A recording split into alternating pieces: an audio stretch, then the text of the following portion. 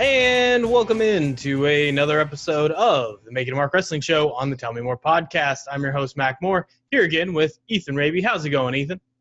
Pretty good. I feel like I'm too far away from the camera, and I have not figured out how to do video podcasts yet. But aside from that, everything is good on my end. You know, I was testing, not to get too much behind the curtain for our fans listening. When we're doing Zoom, you were actually much better where you were. So I was testing with the phone to figure it out. Like when you see it on the screen, it looks like you're super close. The thing that shows up in my Zoom screen, because it like resizes it, most of the time you're in the middle of your phone. You have room on each side, and it's crazy the difference between using a DSLR, using an iPhone, seeing what either of those two look like on the Zoom recording. It's just, you would think if you put the camera in a similar position, you're going to get at least a similar shot. Not accurate at all. So this is our episode of us covering Zoom and how it is affected by multimedia. It has nothing to fucking do with wrestling. I did want to hit on a few, society things, all the stuff, that's not just wrestling, because I know. Yes, absolutely. And I hear it goes well, and we just immediately jump into terrible rants on wrestling as soon as we start. So we'll jump on one. I want to ask you, because I normally have a question, and then if I ask the question back, I don't have an answer, which is rude of me. This one I do have an answer for, so I'm ready for you. What has been your go-to food source during the stay-at-home orders, and now society's opening up a little bit, but we're all still being very precautionary? So what's the number one thing that you're just like, you run out of food, there's nothing in your fridge, I need to get blank for dinner tonight? So are you asking what delivery service or app I use, or what actual? Specifically the restaurant. We're not giving shout outs to DoorDash and crap like that. Yeah, no, they're fine. God, honestly, I've been bouncing between. I discovered Sushi Station here in Lawrence, and that place is pretty dope. I might try and get that later. And I don't know. As far as delivery, I've actually kind of, kicked up a little bit of an affair with an old flame, which is Fuzzy's. I feel like I kind of got burnt out on it for a while. Fuzzy's Taco Shop is, I think I underestimated it and why I used to love it so much. And that was, those have probably been the two places that have stood out to me. Most local liquor stores as well have helped get through the boredom of rewatching, not even boredom. I'm just going to say the monotony of rewatching shows like Letterkenny for the 8th time. And that's pretty much been it for me. All right. What about you? You have an answer for this. This is all about you. So how about you just talk? I had to go to the place that is just built for these times before they knew they were coming. Got these Route 44s every freaking day. Sonic has been a lifesaver for me, because I didn't realize, one, if you order on the app, you get the happy hour drink special all day. So no matter what you order, just order from the app. I don't know how it says it's supposed to be limited time, but this has been for 2 years of trying to convince people there's an app for Sonic, but people just show up instead. I'm like, why would you show up? I live 5 minutes away, no less than 5 minutes. Really, if I don't get stuck at the light, it's 30 seconds from my to Sonic. And if I enter the stuff, it's pretty much ready to go as I'm sitting there. So I get the wait. I can see what I'm going to order, the same way that, Sonic has the weird, the signs are just too high. So unless you're in a pickup truck, you can't see what you can actually choose from. In the app, I find it. Only problem I have with the app is they don't put the prices. You have to wait till you get to checkout for them to tell you what the price is. I think that's nonsense. But yeah. I realized with the half off that first combos, but that wasn't giving me the half off. So I just started ordering their quarter pounder and a drink with it. sometimes a blast if I wanted some nice dessert there. I throw on, like, sometimes I want tots, but other times, like, if I can replace a tot with a $2 hot dog or a chicken sandwich for $1.50, I'm going to do that. Occasionally it's a corn dog, and they have 99-cent corn dogs. One day it was 99-cent chili tots as a special they threw on the episode. Okay, all right. I hear what you're saying.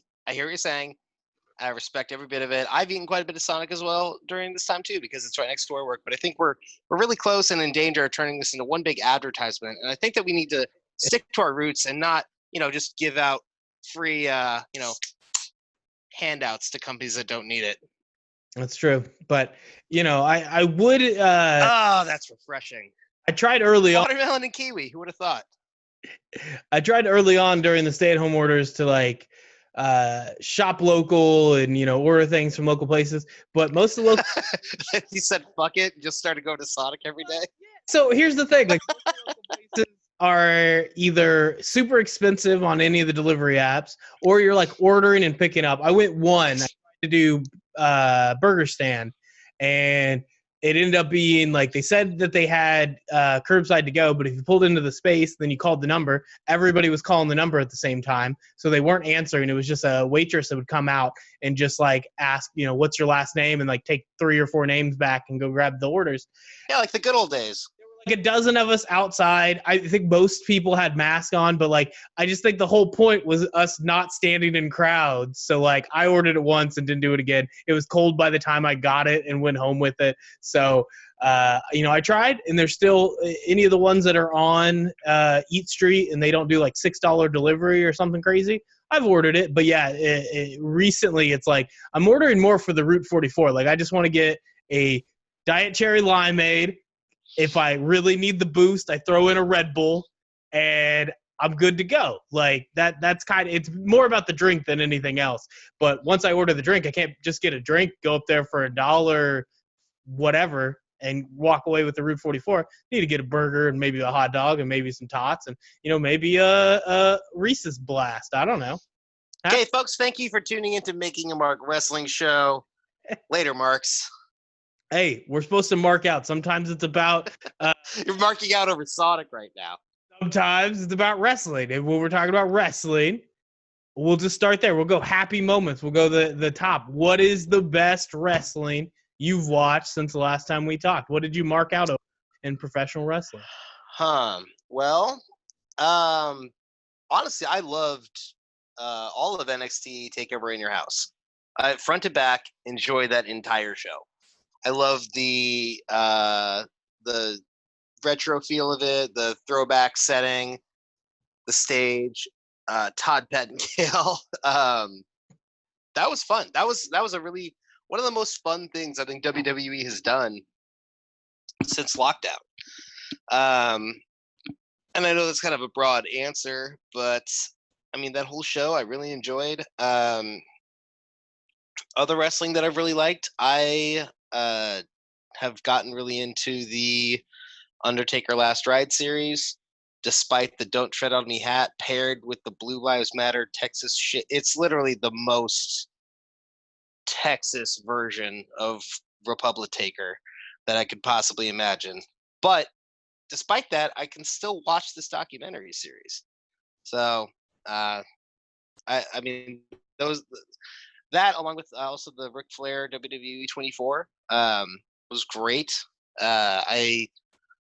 I've always had an appreciation for WWE's documentary filmmaking, so that's been really enjoyable. But week to week, I'm still gonna watch probably AEW Dynamite over anything else that WWE is putting out.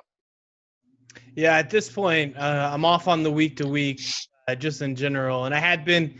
Yeah, to be fair, I had been kind of. To be fair, I'd been not watching as consistently heading into WrestleMania before the shutdown, before all this. Right. And then definitely without fans, it has kind of left me in a position where if I'm going to watch, I'm going to watch the pay-per-views and then occasionally throw on YouTube and just kind of see the clips. And luckily, every professional wrestling organization that I watch throws up their clips pretty consistently, throw it pretty thoroughly. you're not going to miss anything if you want to watch each single clip. Obviously, it's not going to be the exact same as watching a 2 or 3 hour show, but they put almost all of it on there. And, as long as you follow the right accounts and you watch them in the right order, it's just a quicker way to watch. I used to think it saves so much time watching on Hulu for the Raw version or the Hulu version of Raw.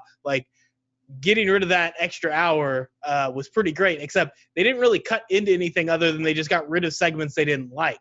If you go to YouTube, you get rid of all the filler and you're just seeing whatever the big moment is. And it's pretty easy to look and see. It's like, I probably won't like this segment. Not worth my time. It's pretty interesting. I think this is probably how a lot of wrestling fans have been watching for a while now. So it's good to kind of get that feel for it. I don't know if I'm going to go back. I'm saving so much time for activities. I don't know if I'll make it back to. I like that you're watching professional wrestling the way that a cheapskate dad just into the movies. It's like, we got to get early for the previews. If you watch the previews, I don't got to take you to see the other movie. You watch the preview, it's fine. We saw 10 movies in one. We're gonna go to one movie a year. It's like, this is your take on how to watch professional wrestling during COVID-19, and I don't hate it. I'm not saying you're wrong. You're kind of convincing me here. I think it's a little bit different because watching the preview, I mean, in fairness, some of these trailers are showing everything that's in a movie and ruining the experience, making it hard for me to take a chance on a movie. I'm like, I already saw it. I saw everything. You put every scene into the trailer. But I think it's closer to watching Andy Dwyer, reenact Roadhouse. I think I'm getting all the good stuff, and sometimes better. Sometimes, like, you didn't even know how good it was until you watch the trimmed down version. Yeah. And I didn't know how good it was until I tried watermelon kiwi truly hard seltzer. I love how you think we're going to get a sponsorship out of this, and we're just going to get cease and desist order, and we're going to have to pull this podcast off of YouTube. Hey, controversy creates cash, baby. Eric Bischoff. Yeah, he's never been wrong about anything ever. So in terms of NXT TakeOver in your house, I think in general, I'm fine with it. I'm not as stoked as you are about it. Oh, really? I don't think there was anything negative. There wasn't too much that I watched. I was like, wow, that was amazing. And it was a strange NXT TakeOver, not just from the nostalgia factor of in your house, but just kind of the way it was structured. We're used to 4-match NXT TakeOvers. All 4 matches are barn burners, and that's a style that, I could see where somebody, wants classic wrestling, they want a cool down match or something. NXT TakeOver doesn't play like that. This one didn't have anything that kind of got cheated, except for maybe that first women's match. But you said you took a lot away and are excited about Blackheart and Tegan Knox going forward, so it did what it was to. But otherwise, most matches got their time. The only one that went short, Karrion Kross versus Tommaso Ciampa, and we'll talk about that in a bit. Seemed like it went short on purpose. It had a storyline effect. But in general, with those extra kind of matches, and then when they took their shot at the cinematic matches that we've seen in the different, whether it's the main brand of WWE or over at AEW, what they just had with Stadium Stampede. We'll start with that match because I have what is my hottest of takes, which is just of the cinematic matches that we've seen and this run. We're not going to go back to crappy old ones. We're going to do empty arena matches with the Rock and Mankind. We're going from basically Mania till now. I'm putting this in last place. Okay. So strange. I was expecting with Adam Cole and Velveteen Dream. Velveteen Dream seems like the perfect character to be in a cinematic match and make it his own. I thought that even with what this was going for, I just didn't feel like they hit the note. I thought it didn't quite work for me. I didn't enjoy it that much. The way people tried to describe the Boneyard match, and everybody was all excited, and there was that one asshole who would be like, "Well, it was kind of slow," and you're like, "Shut the hell up." It wasn't even slow because they were doing a lot of stuff throughout, but it definitely. I didn't think it needed to go 15 minutes. I thought by the end of it, I didn't feel more connected with these characters. I didn't buy more into the story. I felt like the longer it went, the more I was watching kind of things that didn't impress me that much. I respect that opinion. I did enjoy it.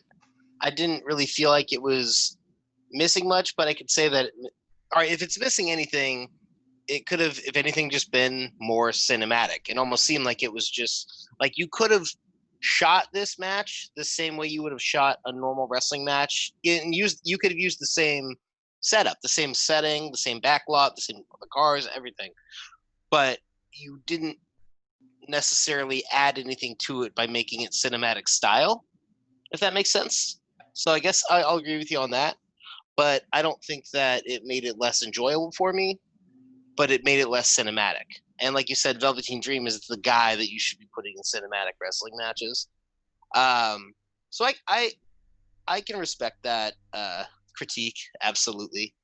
That being said, I still really enjoyed myself, and this is kind of like the conversation we have every so often, is that that's kind of the point of wrestling. If you went out and you watched it and you liked it, then good, and that's I'm in that crowd this time. That being said, I do I think that it could have used more of maybe its surrounding settings. It could have been more cinematic aside from just the actual camera work. So I'll give you that. That being said, the match itself was still a really enjoyable match. I almost kind of wonder if you were to shoot this from like a hard cam kind of style, but just having that setup and that setting, what the difference would have been. Yeah, I guess for me, it's, I go back to the opening, which obviously it's a 15-minute match. A lot of things that happen after. But when you're talking about a cinematic match and you're talking about somebody like Velveteen Dream, he is a character that you can incorporate what he's doing. And other than the entrance, like, gear, other than coming out as, the Negan cosplay, I think... Which, to be fair, is also a kind of dated reference. I think if you're going to go backlot brawl and you're going to go something that isn't extremely current, you go Roddy Piper and They Live. I was very disappointed that was not the direction that they went. So you know what? My critique is actually getting a little harsher on this match. That should have been Velveteen Dream's entrance attire is Piper and They Live. That's my firmest hot take, brought to you truly hard, sir. I would have been okay with his choice in dress up, because you talk about data reference. Whatever he feels, whatever Velveteen Dream feels like, will get his character over. Whatever his likes and he wants to incorporate him, I'm fine. Pick it. He's made great choices in the past, and it's a reference that, while is a little dated, there's still a big enough Walking Dead crowd, and it's a very nerd-like culture similar to wrestling. Like, if you like it, you love it, and you never stop watching it. So yeah. It makes sense. That's fine. It's just in terms of the banter between them, as opposed to the Boneyard match, where I felt like personalities of The Undertaker and AJ Styles came out and they worked. By the end of the match, I could tell that AJ Styles was a flat earther. All of it bled pretty clear. But a Velveteen Dream and Adam Cole, which I give, if there is one negative on Adam Cole, I think it is that banter. I think he's good enough on the mic in normal promos, but when he's just trying to talk crap to people, I don't think he's that good at it. And I think Velveteen Dream is also somebody that he's shown in early in matches. He's good at doing that storytelling side of it, but I'm not sure if he's a good trash talker. And so both of them start the match. Neither one led the way. They didn't make me feel like they were actually serious, because Adam Cole, his like serious is comically serious. Like it fits more into some sort of rowdy freaking frat comedy than it does anywhere else when he's pretending to be angry. It's pretty funny, which I think it works. I think it can work. Velveteen Dream, just I don't know. I don't know what his he used to be so just cool. And then when he's supposed to be mad at Adam Cole, I didn't feel that. I didn't feel this like blood feud coming from him. So between the two, they didn't sell me on them facing each other right now. And I don't know what that is because I haven't been watching, so this could just be on me. Maybe some of the promos did a better job of it, but they did not the one they showed before the match. Nothing ready for them to face each other, and they had time before they engaged in the actual throwdown in this match, and their trash talking was so subpar, it didn't get me sold on it either. Yeah, that's kind of the aspect of the cinematic wrestling. You know, unless you go full on, clearly scripted, like Firefly Funhouse kind of match, where you have certain lines that have to be hit, and it's very, you know, beat by beat, very planned out, versus a match like the Boneyard, which is like it has a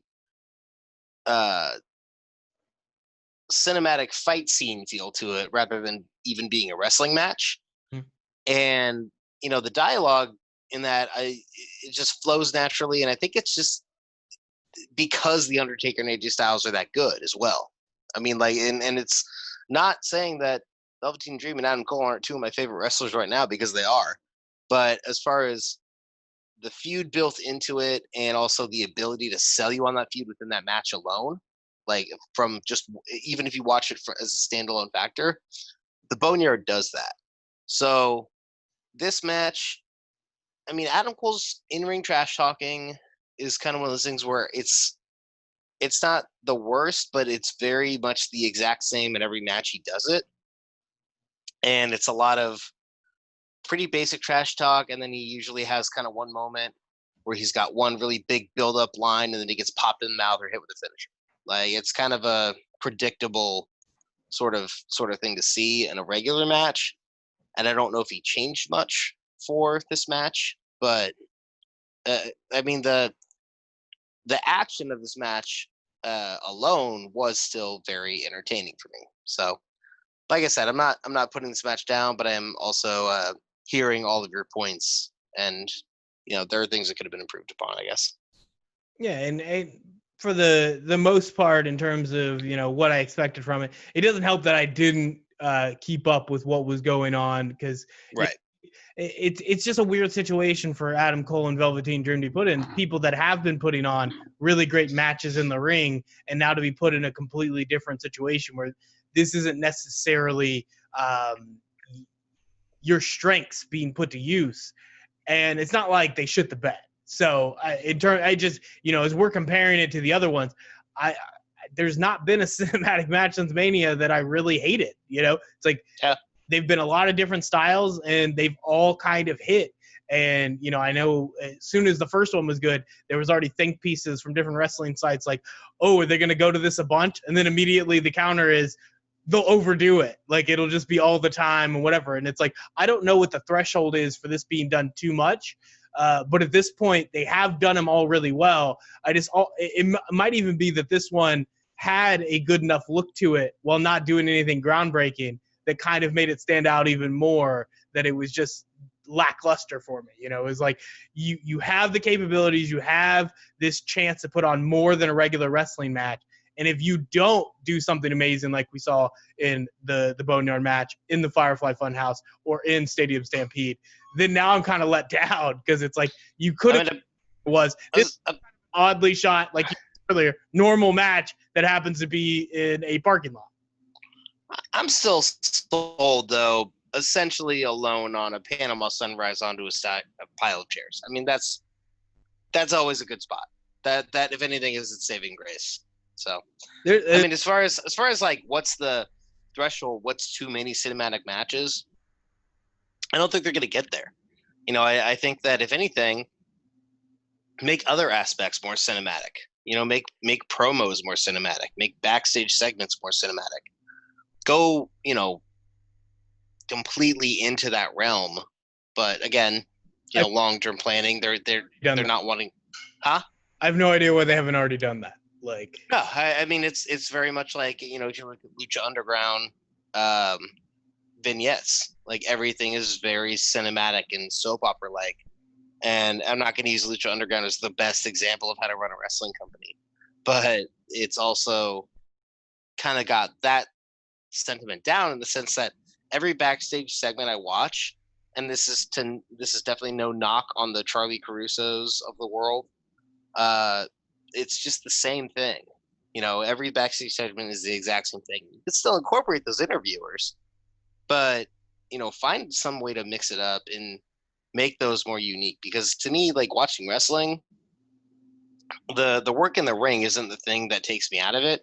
It's the really flat backstage promos with an interviewer. I think a lot of talent can get themselves over in just an in-ring promo, but backstage promos are just throwaway for the most part. And it's to no fault of the interviewers. And I think that those are people who are talented and, they're filling that Mean Gene role. And if you look back, there have always been great promos that have that interview theme to them, but those have just almost completely gone away. So why not mix up how you do those? Yeah. And I mean, even just simple things like trying to basically do like a hype video for a wrestler. Like you are shown you can put together some really cool packages. We've seen the commercials that are amazing. And when you're trying to create this character that you understand and you buy into, particularly with some of the crazier gimmicks that Vince signs off on and often, insists on, you would think that they would lean on those a lot more. And hopefully the cinematic matches have given Vince more push to go that way. But I just don't understand that Vince would have this big of a fascination with the movie business, but he's not like, it's like sending Randy Orton to do the Marine 8 is not as good as getting those same directors and producers to create one really good video package for any given superstar, Yeah. It's never made sense to me that hasn't been done much more often. And I feel like, video packages are, I'm not going to say the full packages are all throwaways, but sometimes they're underwhelming. I feel like I've been watching a lot of, older clips and older pay-per-views lately. And when I say older, I'm framing like Attitude Era into Ruthless Aggression Era. The video packages for a lot of these pay-per-views are fucking outstanding. And the trick, they're mixing together outstanding promos that don't happen anymore. Oh yeah, maybe that's it, huh? I guess. And also, I don't know, set design is another big factor, which is why, again, we're talking about in your house. So I don't know. I don't know how to complete that segue. I was going to move on to the next match, but I forgot what it was. Yeah, I mean, it depends on where we want to start. Do you want to start with the triple threat for the NXT Women's Championship, or what match do you want to talk about next? I would say that one. I mean, yeah, let's go there. So this is a very interesting one because without the crowd, it's hard to figure out with Charlotte. We know what Charlotte can do in the ring. Is any of her trash talking working? Because I've always taken it as it's bad on purpose, and even if it's not on purpose, I'll take it for what it is. When Charlotte says something that's obnoxious, not in like a cool heel way, it's like, well, she's just trying to be a classic heel. I'm down for it. It's so hard to read, particularly when she's yelling to an empty arena. But I don't know how. It doesn't matter whether it's good or bad. It was not a factor in the outcome of whether this match was good or not. This was a damn good match because you throw in Io Shirai, Charlotte Flair, and Rhea Ripley into the ring, and good shit happens. Yeah. This is kind of one of those cases of, how it's like a good sign when we kind of don't have a ton to talk about. Yeah. This is kind of how I felt about this match. It really is. It's like it was, I don't know what else to say other than this is just a really excellent match that everyone should go watch. I mean, I don't really have specifics to go off of right now. The finish, I feel like, was almost that ended up looking brutal with Rhea Ripley's head getting crushed, but great finish, and very happy for Io Shirai. Do you think that was the right move? I mean, obviously you have the Rhea Ripley dropping the belt to Charlotte at Mania.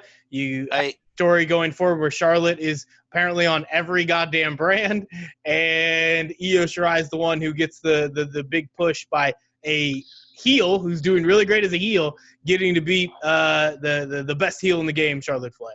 So I'm happy for Io Shirai, but I don't necessarily think it's the right move to have, the way that Rhea Ripley had been built up was so well done, and now she's just eating the pin in a triple threat because you don't want Charlotte to be pinned, even though this match makes her a transitional champion. So you're kind of not doing Charlotte Flair any favors. You're not doing Rhea Ripley any favors. And, with Io Shirai, I think Io Shirai should be the NXT Women's Champion. I just think the timing of it was really awkward of being able to do that without hurting other characters, So I think the match itself is great as a standalone, but yeah, if you're looking at it as far as the build between Rhea and Charlotte and the build of Rhea on her own, was this whole thing is it a matter of them getting cold feet, not wanting Charlotte to be on NXT? Or is it, I don't know. I guess I don't really know where the decision comes in. I like surprises, so I guess I enjoy that aspect, but it's kind of a confusing move. Yeah, and like I said, without watching everything that's going on right now leading into it, it doesn't make much sense on the surface, although, like you said, as a standalone, what's happening in the match, the finish was well booked, so you got to look at the positive there.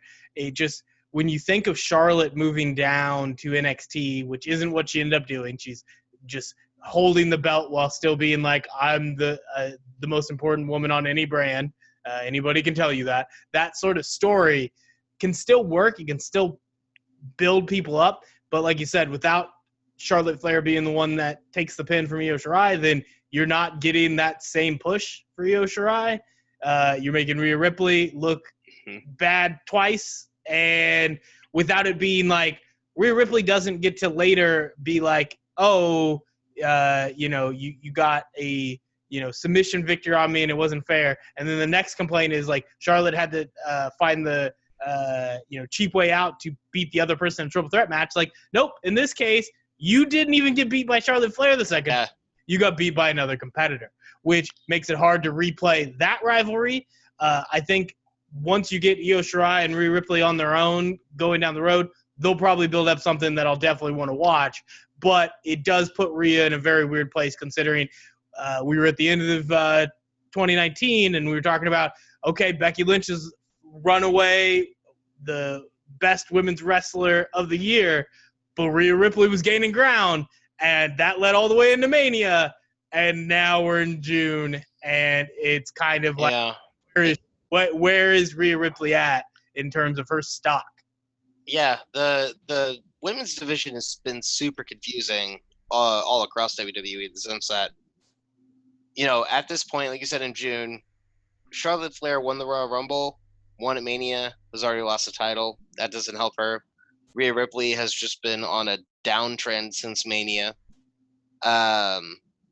For, whatever reason, Bayley still has the title on SmackDown. And Shayna Baszler, you fucking nerfed Shayna Baszler on top of all that too at Mania. So, what the fuck? They had so many great characters, all building so much steam going towards Mania, and it's there's still great wrestlers, but there's not great story in the women's division right now. I think the tag team division has gained a little steam. I'll say that. So I paid more attention to that. I've been more interested in that lately. But they also just kind of ignored the tag team titles for a long time. So, I think because Sasha and Bayley get involved. Like, that's not like, I don't, at this point, it's not even like get them out of the women's championship picture. Like, any title, like the fact that they are the majority of time on television for women's wrestlers on the main brand it's killing me. It's too much. It's a real bummer. I can't honestly think back and name a single Bayley match in her title run that I honestly remember. There's nothing there. Her mic work is awful, not entertaining. Awful. Um, the in-ring is the only reason Bayley exists. Yeah, she's a great in-ring performer. She's a great in-ring performer as long as she doesn't have a fucking microphone in her hand. But in this time frame, she hasn't been amazing in the ring, so it's not like that's why you keep the strap on her. It definitely can't because of she's awful, and not in a way that's like awful entertaining. It's not good. Right. I just don't care. I've stopped. Well, and people don't go there to watch a heel put on a banger in the ring. You know, that's not the whole point of a heel. Oh, you know, and right, but like the type of heel that Bayley is portraying is very chicken shit, and a chicken shit heel doesn't go in and put on masterclass wrestling matches. It's also her style is not that heel. Like it's not. It doesn't fit her. Like she was a much better baby face when the mic work wasn't as important, and being a great in-ring worker and just a solid face was what she needed to do. She was really good at that. So, I mean, Asuka right now is my shining light of the women's division. She's insanely entertaining, insanely good in the ring. That's the character that I probably care the most about. You know, NXT has a lot of good storylines going in their, you know, I guess you'd consider it their mid card in the women's division, you know, and that's one thing that I can say is what my biggest positive note of the women's division throughout WWE right now is NXT's growth in their women's division, and that it's not just a scramble of 8 people going for the main title. You know, there's different storylines going between characters like Dakota Kai and Tegan Knox, and having these different builds on different levels where it's not all just an entire division focused on one title where it gets really muddled. All right, so you're giving the positive there. I'm gonna need you to sell me on this because I'll just give the bare minimum for the 6 woman tag on this card. I don't know what the characters are doing. I don't know what their goals are other than the Dakota Kai versus Tegan Knox. Like I remember that vividly from War Games, and now she's got her big bad in Raquel Gonzalez. So okay, this is great. But in terms of watching them in the ring in this match, I wasn't sure what to follow, what to do. And sadly, the only thing, you know, you got Candice LeRae trying to do her, like, I don't even know what type of heel she's going for right now. She's like, is Pixie heel a thing? I don't know, but she's like 2 degrees off of the problems that Bayley's having on the main brand. So now I'm scared to death for Candice LeRae. I thought her in-ring work was just so good that it would never be brought down by her lack of ability on the mic. So I don't know. I was watching this match, and I keep getting just caught up into the Shotzi Blackheart thing where I was so excited for what she could do. And maybe you can tell me I'm dead wrong on this. I feel like the thing that I've been bringing up is that she just seems uncomfortable, and I think that was still there in this match. I think there's just way too often that she's not going at the speed that I know she can do, and not just from watching her live, but from watching her on the Evolve card. It's like, I know she can go 100 miles per hour, and it seems like she's still trying to figure out where the cameras are. That might be part of it. It might also be part of the fact that whole, you know, the overarching, there were multiple interlinking storylines in that match, and her character is not the focal point. Also, you know, the focal point is the ongoing rivalry, and then also you have the new rivalry of Candice LeRae and Mia Yim. So Shotzi's kind of there just as almost like a serviceable baby face, really. But I think she's more than serviceable. But at the same time, that match didn't center around her.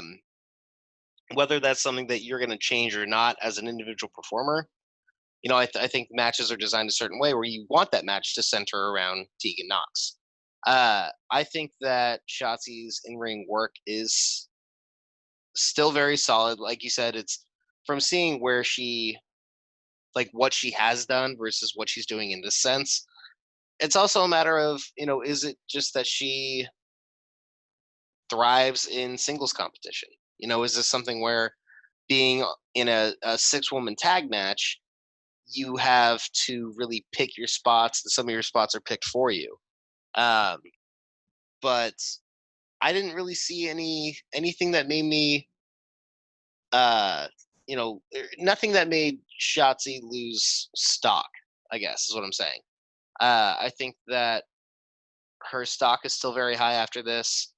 I think that her and Tegan Nox really fit and gel as a tag team, and I think that's something that can only get better, considering that that's a very new pairing. And I think that the biggest outcome of this match is that what it does moving forward is build into NXT more opportunities for the women's tag division. You already have 2 solid tag teams coming out of this 6-woman tag, and then you have an individual feud of Mia Yim and Candice LeRae. So for me, moving forward, that's what this match was about, was pushing forward literally 6 performers all together in the appropriate direction. This match wasn't necessarily a big settle a score kind of situation. You're not going to settle a score in a 6-woman tag when you have a random, partner who doesn't have anything to do with your storyline that goes back to November. So if you're able to put 6 people in a match who all have different motives moving forward, and you're able to achieve those motives, that's why I consider this match a success. Okay. I'll wait and see. I'm going to hold out judgment. Definitely, Shotzi Blackheart has earned that ability to have me just hold on to the stock as long as I can. I just really worried, particularly with the way that her face identity doesn't match what she was on the indies. She looks exactly the same, but we know that sort of curse and drink beer face, while that may have worked in the 90s with a certain great superstar, it turns out that sort of inability to fit whatever cookie cutter mold Vince wants on the NXT level can be a problem, and it can make it hard for you moving forward and show what you can do on the main roster, definitely. And I agree, and I think that is probably the biggest hurdle for that character, is that whole character's persona is that she's got balls and she's a badass. And that doesn't necessarily fit with what WWE's culture has been, which I think is a good thing. I think that opens a huge door. I think that is a piece of women's wrestling that's been missing in WWE, is somebody who is a little more gritty, who isn't cookie cutter, who isn't, your clean cut white meat baby face. Most baby faces in the women's division have been, semi white meat baby faces. Becky Lynch is maybe the edgiest one, but really, if you look back through everything she's done, it's all been pretty above board. Whereas someone like Shotzi is there to, drink beer. I'm assuming you're referencing the Sandman when you say a great beer swilling wrestler. And that's what makes her cool. That's what makes Shotzi Blackheart cool, is that she is fucking punk rock. And I think that WWE has more of a pop punk outlet for her. So we'll see how that goes. It will be interesting to keep tabs on that. You mentioned just throwing in people who weren't involved in the story. Obviously, Mia Yim and Candice LeRae, part of it. They're facing off because of the feud between their significant others, Keith Lee and Gargano, going at each other's throats. That match for the NXT North American Championship, Keith Lee gets the victory over Johnny Gargano. And so I'll just let you start. This is open-ended. You can take this wherever you want. What's the number one thing you think leaving this match is just on your mind and should be on the minds of wrestling fans? Interesting. I I kind of have two directions I could take this, so I'm just going to pick one. I think this is the first time that you've really seen Johnny Gargano take on somebody he's just very. I might be missing a better example, but to where he's been this physically outmatched size-wise, which is obviously one of his biggest criticisms. And he showed that he can wrestle a match even as a heel, which, I mean, this style almost works better as a heel.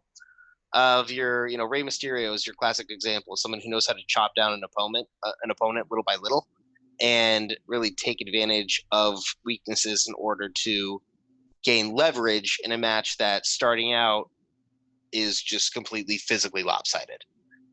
While he did it as a heel, that's a tactic that people love as a babyface, and I think that, to me, that shows that Johnny Gargano is capable of performing that on a large scale and being able to be in big matches like a Rey Mysterio, like a Daniel Bryan, despite his size. And I think that that's one of the biggest concerns for him, for fans, is like, well, what if he's not going against somebody who's Tommaso Ciampa sized? Like if he's going against a Titan, a Vince Titan, so to speak. And, I think that we got to see that at In Your House, that he can put on a Johnny Gargano level match against a much larger opponent, and this has been our first time to really get to see that. Okay. Yeah, I mean, I would say one of the issues is Keith Lee is huge. He's 300 pounds. He's also 6'2". So in terms of that height fear that Johnny Gargano has, that's still there, because I know there are still guys on the main roster who are closer to 6'5", and they still dwarf Johnny Gargano. The other issue I think I have is, you made these comparisons to Daniel Bryan, and I think that's probably the thing that takes me out of this the most is it does seem like one for one Johnny Gargano trying to meet the same things that Daniel Bryan can do. And he's just not as good outside of the ring. Like, inside the ring can go like nobody else can in wrestling. He can, if we're trying to pick who's the better wrestler between Daniel Bryan and Johnny Gargano, it might take me a while to pick one. In terms of the mic stuff, even if on here who is not a big fan of what Daniel Bryan has done on the mic, I think we can even get him to admit Daniel Bryan is head and shoulders above Johnny Gargano. And it's been interesting because I used to think it was kind of a confidence issue. It was like the longer you do it, how comfortable you are with characters. So when you switch to heel, sometimes it just doesn't, maybe you just don't work as well as a heel. It seemed like when he's taking the key and he's walking out of the house and like locking up and he's going to drop it in his shorts, it's like, I think that was about as confident as Johnny Gargano could have been when he did it. I also didn't like it. Like, not the itself, but the delivery, I was just like, it doesn't do anything for me. Like, him as that heel that he's cultivated, which, I don't know, I feel like on some level I appreciate it because it's so much better than what he was doing in promos like 2 years ago. But, like, God, like, I don't know if it'll ever work for me. And it feels like that's the type of guy, particularly with his size, doesn't matter how well you go in the ring. Look at how much Sami Zayn did on NXT before he went up to the next level. It's like, you're pigeonholed, so it's a good thing Johnny Gargano made it adamant. It's like, leave me here, and somebody listen to keep him in NXT. Because, yeah, while it does assuage some of your fears with him facing a bigger person going up against Keith Lee, in terms of the story stuff, in terms of him selling that aspect, Hey, I'd like to point out I mentioned nothing about story when you asked for my takeaway. My other takeaway is that Keith Lee is a fucking top tier performer, no matter where you put him on any brand. That's the short version of my other takeaway. Is that's a dude that you could put in a match, in a story with Braun Strowman or Brock Lesnar, and I'll buy it. Yeah, and which I guess is the more impressive story, and I talked less about it, but here we are again. I feel like most people who'd watch Keith Lee before he got to NXT knew that. People who've seen what he's done far, he's already kind of proven that. And there wasn't really much for me to look in here and try to figure out, okay, did Keith Lee prove he could do, X, Y, and Z? Like, I assume he could do most of it. His is also one that's on the mic, and his is tougher because I feel like maybe he is where Johnny Gargano was like a year back, 2 years back, where I know that he is capable in terms of there are people that when they talk on the mic, they're a Sasha and a Bailey, and I'm like, God, this is awful. Stop them from doing this.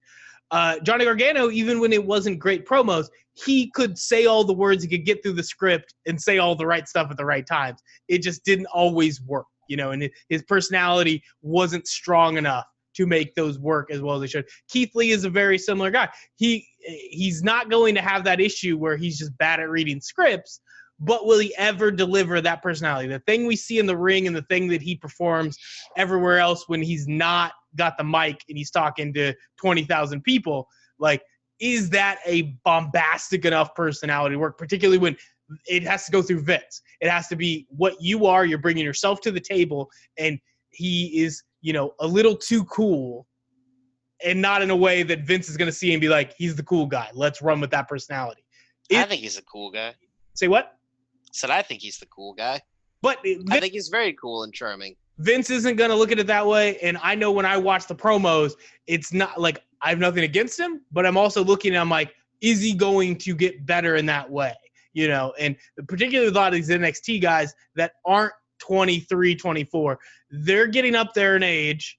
Keith Lee is 35. So it's kind of a reps thing. You don't get as many of these reps on the mic while you're on the indies as you do when you're in WWE. And that's kind of the big thing on NXT is when you're getting those reps in, are you going to get better? And are you going to get better in a way that's going to work when Vince calls you up to the big dance? I watched with Keith Lee, and like I said, it's kind of where Johnny Gargano was a couple years back.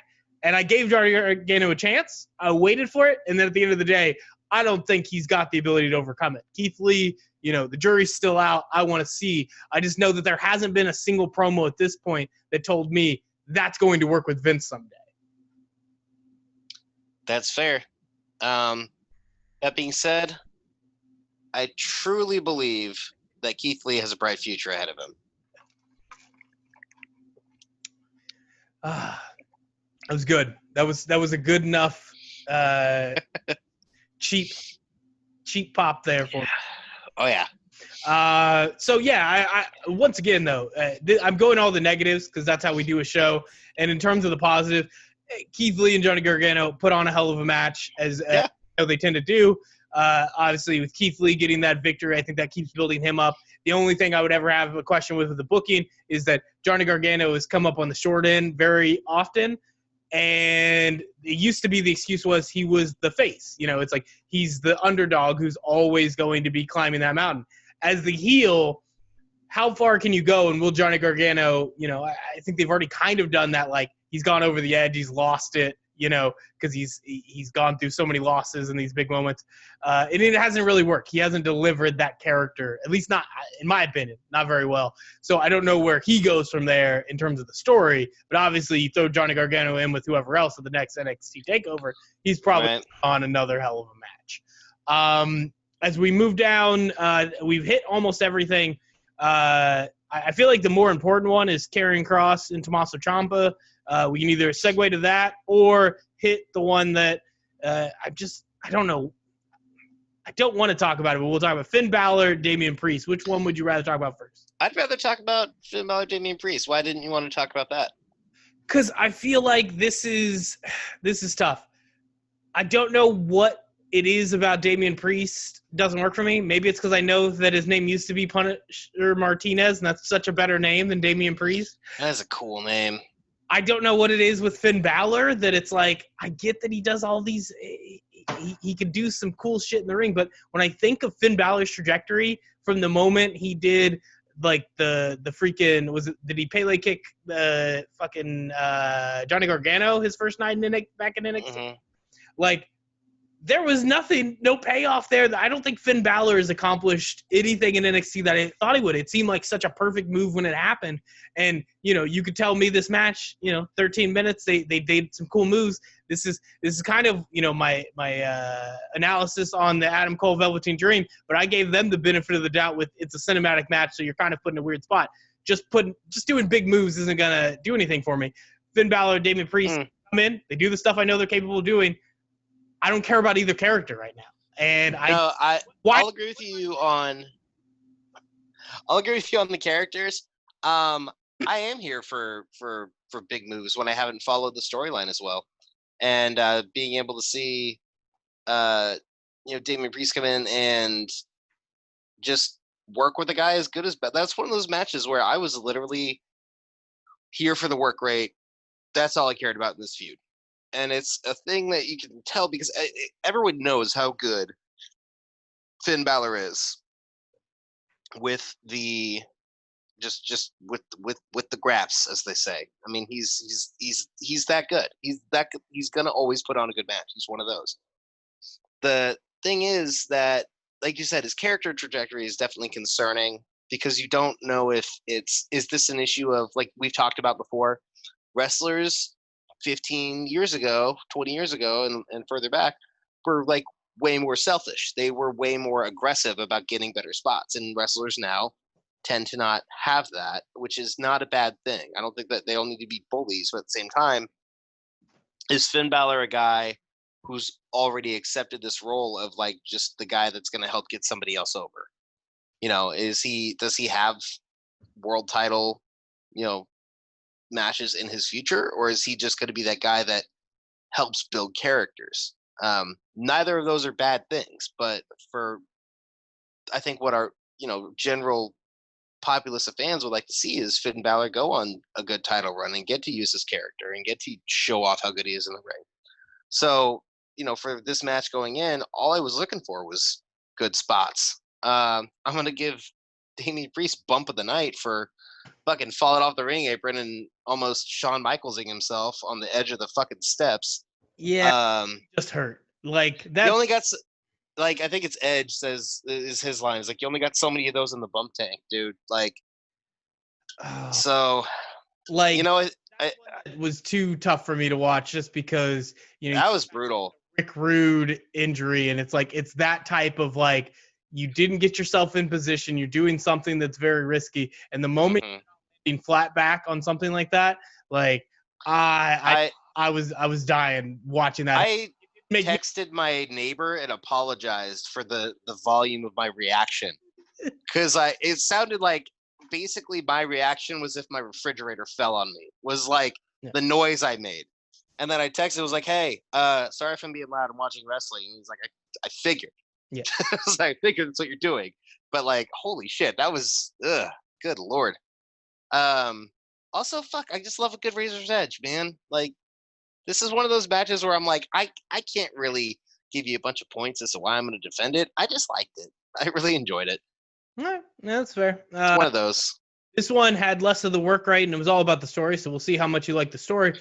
Karrion Kross going up against Tommaso Ciampa and have the craziest of finishes, which is it was a 6-minute match where Tommaso Ciampa just gets choked out. What do you think of the match and of the story? How do you feel about Karrion Kross at this point? Because he's come in, they've put him in that like shoot him straight to the top of NXT role. How do you think he's done so far?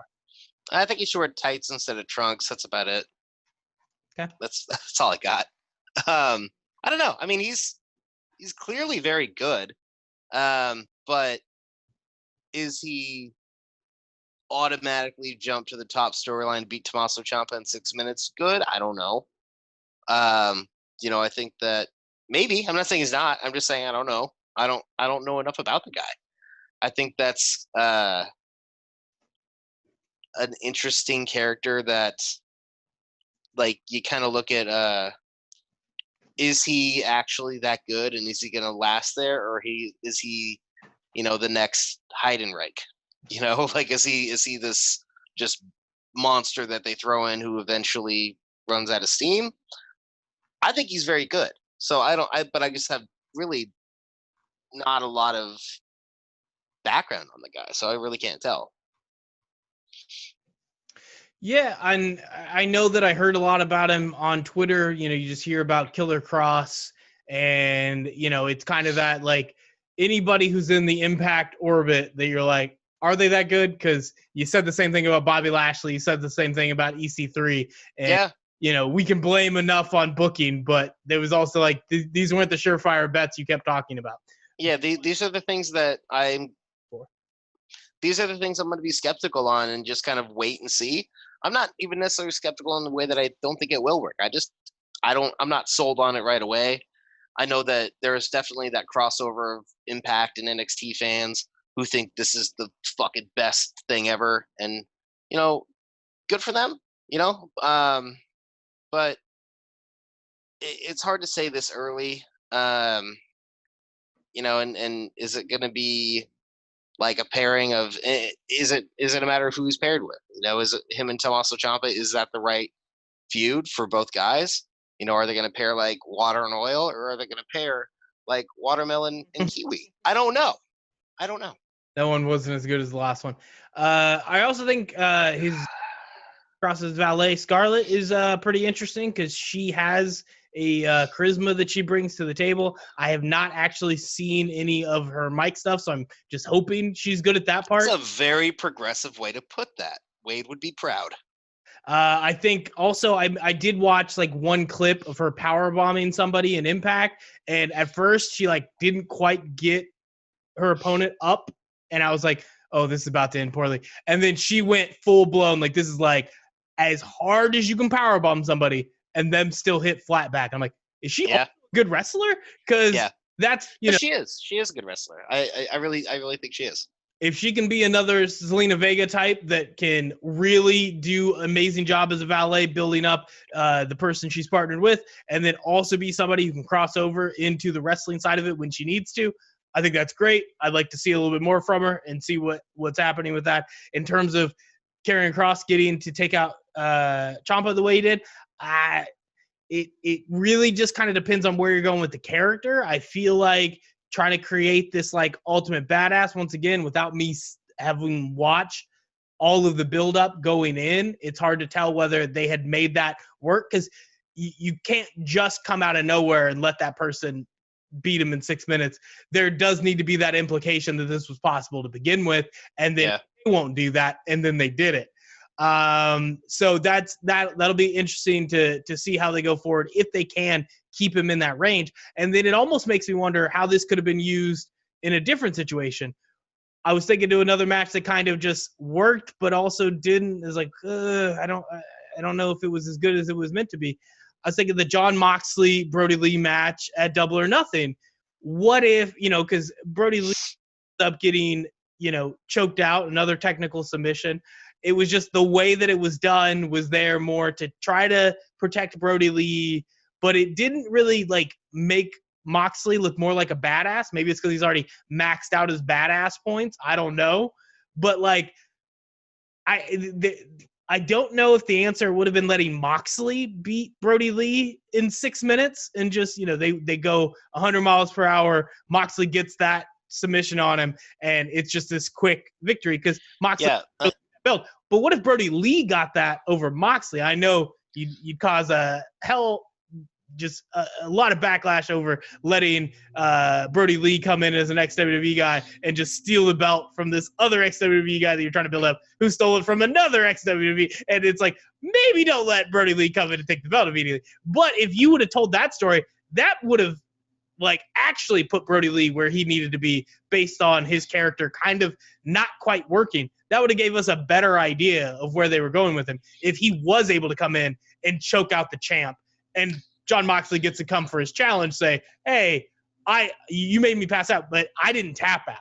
And that's another shot, And I think, and this is a tap out moment, but it is something similar that I think is kind of one of the best versions of this is Finn Balor versus Brock Lesnar. A match where you have an expected winner. You're going into this knowing how this is going to end.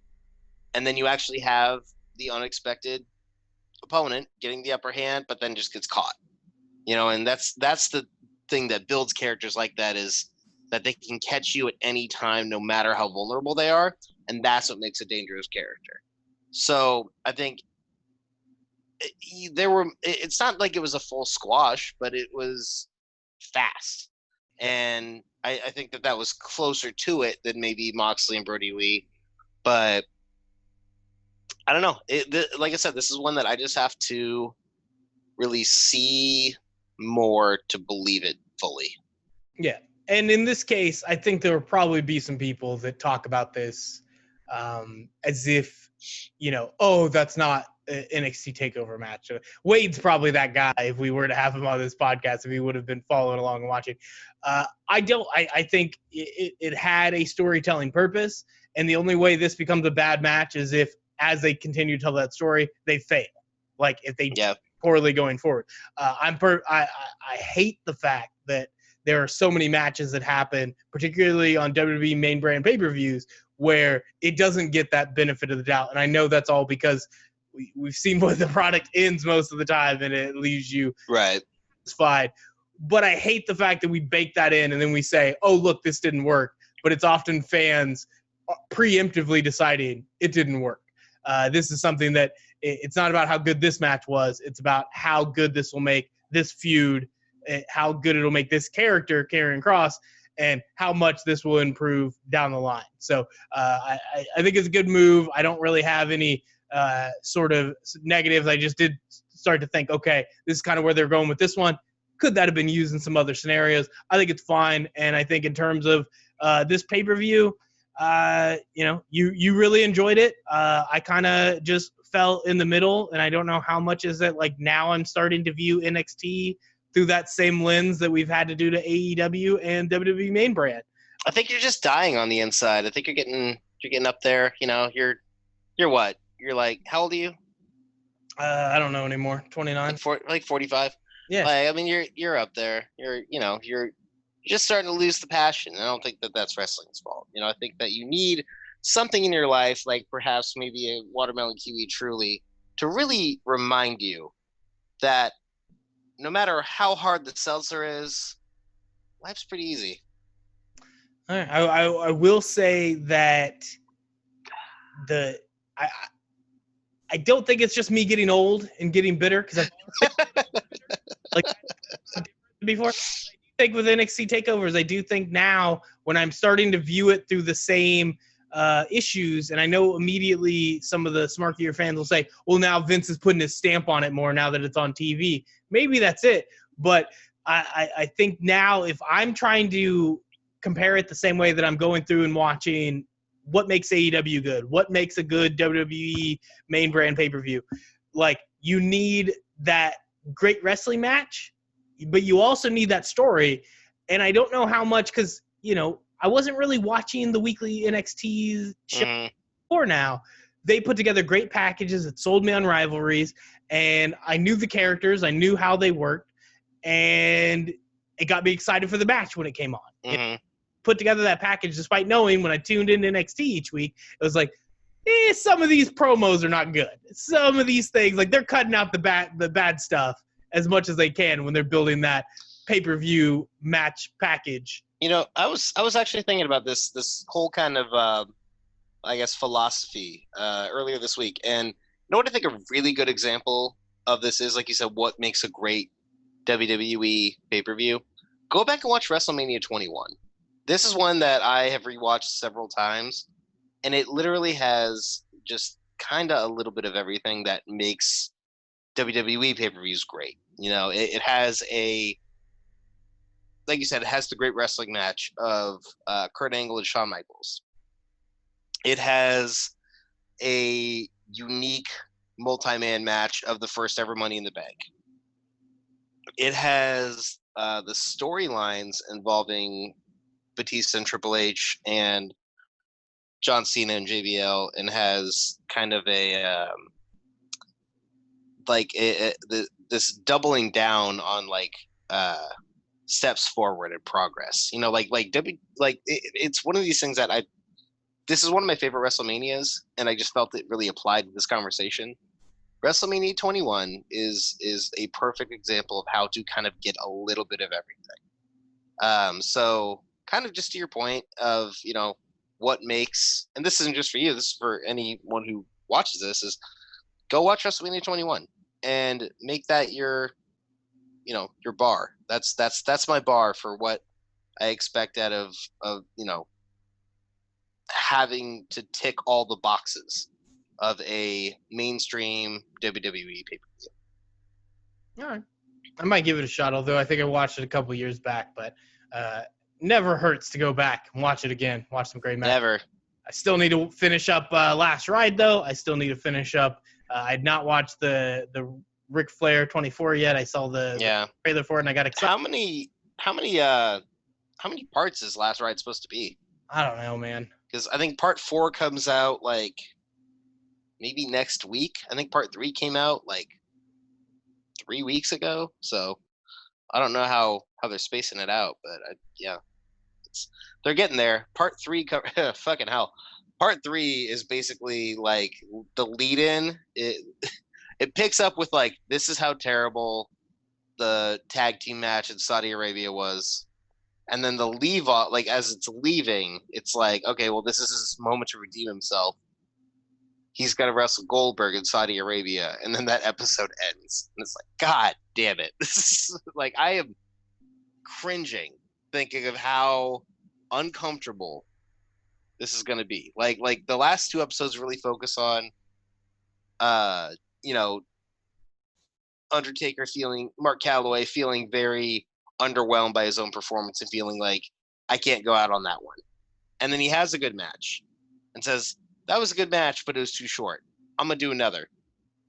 Well, I can't go out on that one. And then has another, and I definitely can't go out on that one. And then the next one is fucking Goldberg. So I can't wait to see his response to what I've regularly considered, the worst wrestling match I've ever seen is Undertaker versus Goldberg in Saudi Arabia. Watching a documentary, a behind-the-scenes take of how the performers felt of that match is like, if I was an energy vampire, like that would be like porn. Like that is just literally the most uncomfortable, cringy, painful thing that I can imagine watching that isn't featured on Dark Side of the Ring. It could be fucking featured on Dark Side of the Ring. That match is so bad. But we'll see where it goes from there.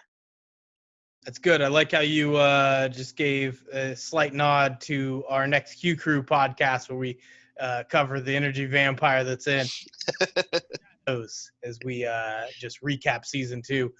That's exciting. Did you watch the finale of that? I'm gonna watch it after this. Actually, so it's on at like 2 a.m. on Hulu, and last night I was like about 1 o'clock rolled around. I was about to go to bed, and I was like, might hang out, stay up, watch this, and I realized that was a really bad idea. So I just got to rewatched a couple episodes from season 2. So I'm gonna throw that on probably almost immediately after I hang up here with you. That's good. I think we have similar plans. I'm just on another rerun of Community right now, so. Oh, fun, nice. Once I have a new episode like this one waiting for me, I can just jump into that and not have to put it off for much longer. But I'm actually really bummed because this is kind of wrapping up. So I have had like a constant stream because I was getting caught up on Letterkenny for so long. I finished Letterkenny. I started watching Dave. I finished Dave. I jumped into What We Do in the Shadows. I don't know where to go from here. I'm going to watch this episode, and then all I'm going to do is just watch those other 2 shows in this show on repeat, along with professional wrestling. And I need something new. Dark Side of the Ring is wrapped up for the season. Which, Jesus Christ, if you didn't watch that Owen Hart episode, go watch it. It is brutal. It is painful to watch. It is it's I could do a whole episode on that, honestly. But everything, it's a weird time to watch TV in this world. I guess we did discuss some movies that are coming up that we're wanting to see and talk about, but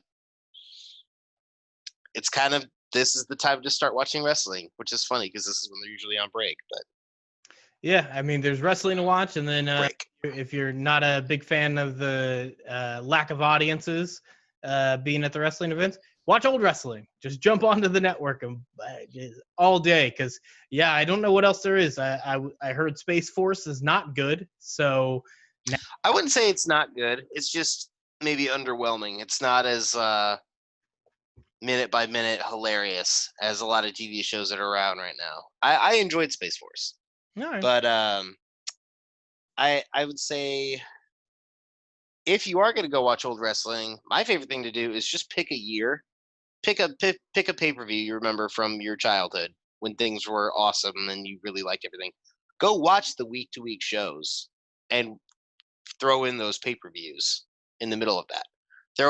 My last one I did was I threw on like SmackDown 2002 and just watched the week-to-week episodes and then would watch a pay-per-view. Watch the week-to-week episodes, watch a pay-per-view.